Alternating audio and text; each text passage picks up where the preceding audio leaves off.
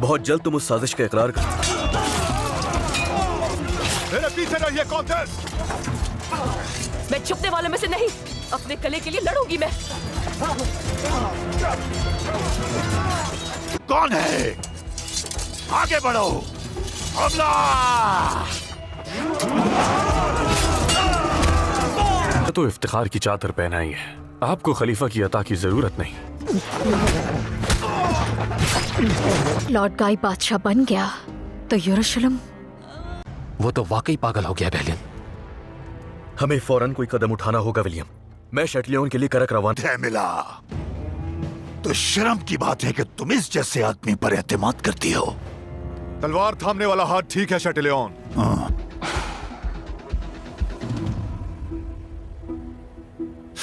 साथियों, ना होगा। तुम और मार्कोस बाल्डविन की तलाश जारी रखोगे।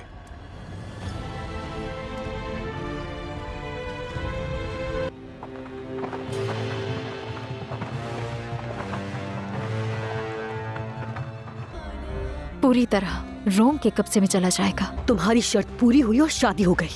तुम बेलियन को कोई नुकसान नहीं पहुंचाओगे। उम्मत ने आपको अपनी इज्जत अपने तख्त पर एक हकीकी शहंशाह की तरह वापस आएंगे।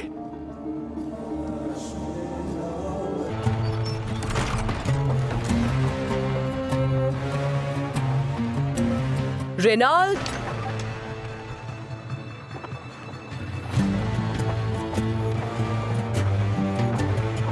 शटलियन, तुम्हें मरने की ख्वाहिश है ना? वरना यहाँ पर क्यों आते? कला वापस लेने आया हूं मिला, और तुम्हें याद दिलाने कि मैं कौन तो और तुम्हारा शौहर हूं। भूलो मत, ये मेरा कला है और तुम्हारा यहाँ से कोई दरवाजा खोल दिया जाए।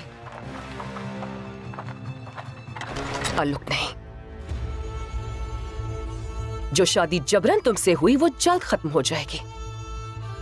करक कले का एक नया कौंथ होगा।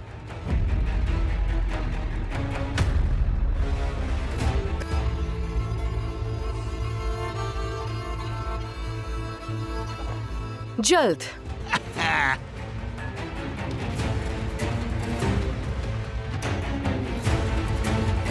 मेरे शहंशाह, या सबकी तरह आप अपनी बीमारी और अपने जिस्म पर बनने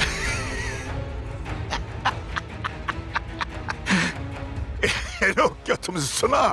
इसको आप उसे अपनी निजात समझें, ये आप पर है। अगर आप ये कर पाए तो आप दोबारा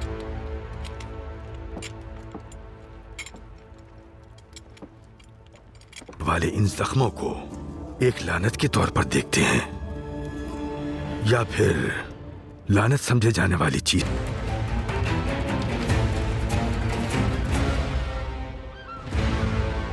मतलब आपने फैसला कर लिया कि अपने आप को नहीं बल्कि अपने दुश्मनों को सजा देनी है।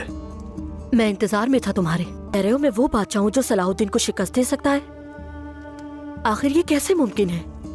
आपके सामने दो रास्ते।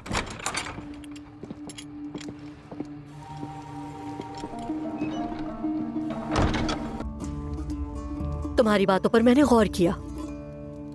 मैं बीमार हूं और तुम मुझे क्या? जब तुम्हारे सामने मेरे जैसा सिपाही मौजूद और मैं बेवकूफ नहीं हूं जो तुम्हारी ये छोटी बातें सुनकर तैश में आ जाऊं। मैं तुम्हारे बरक्स हूं।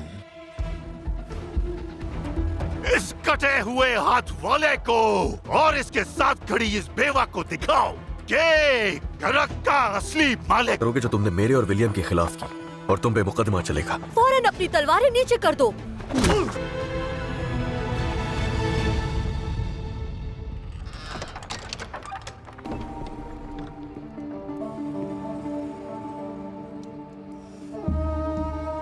इसका तो नाजरीन, अगली आने वाली एपिसोड में हमें दिखाया जाएगा कि जो ये होती है ये जंग का ऐलान कर देती है और जंग करने के लिए ये इनके ऊपर हमला कर देती है।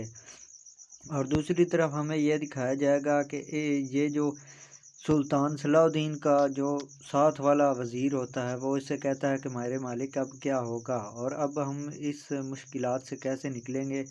और सुल्तान कहते हैं कि इसके मुताबिक हमें ये यहाँ पर दिखाया जाएगा कि ये जो लड़का होता है ये किसी शैतान के मानंद आदमी आता है वो, और दूसरी तरफ वो लड़का जो होता है वो उनके खिलाफ यानी कि जंग करने की कोशिश कर देता है। और ये आदमी इनकी कुछ क्रिश्चियनों को कैद कर लेते हैं और ये उनको छुड़ाने के लिए आए हुए होते हैं। और ये सारा माजरा ही इस बीच वाले जो बाबा होता है वो इसका ही माजरा खिलाया होता है। और क्रिश्चियन जंग शुरू कर देते हैं। एक क्रिश्चियन इस बच्चे को बहकाने के लिए इसके कमरे में आ जाता है और ये इससे कुछ ना कुछ